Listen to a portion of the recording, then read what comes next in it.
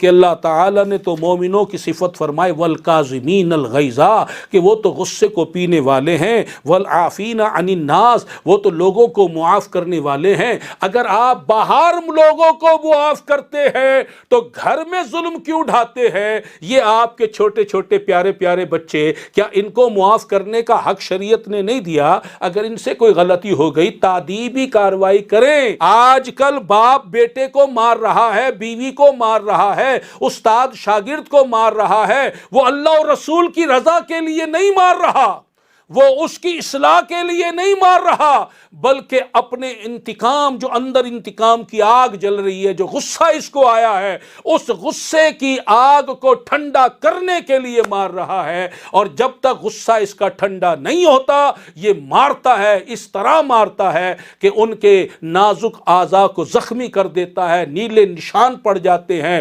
ہڈیاں تک ٹوٹ جاتی ہیں۔ یہ ظلم عظیم ہے۔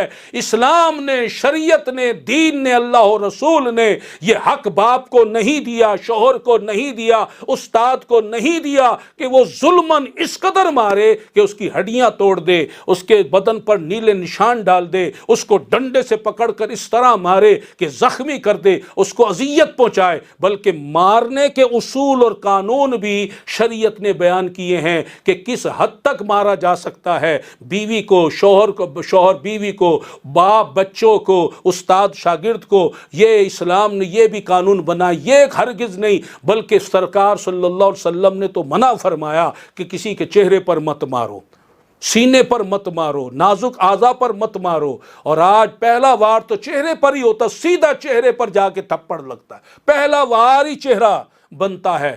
تو آج تو معاملات ظلم و ستم کے گھر گھر ہو رہے ہیں، گھر گھر ظلم و ستم کی داستان، اسکول مدرسہ، چوک چوک، بازار بازار، گلی گلی، محلے شہر یہ ظلم و ستم ہو رہا ہے۔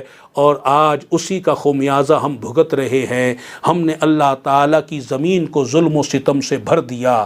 آج اللہ کی کمزور مخلوق جو ہے، آج جس کو کمزور دیکھو اس پہ چڑھ دوڑو، اور طاقتور اس کے آگے آنکھیں بھی جھکا لو۔ یہ کیا ناانصافیاں ہیں۔ آج ہم نے اللہ تعالیٰ کی زمین کو ظلم و ستم سے بھر دیا، اور اس کا نتیجہ ہمارے سامنے ہے۔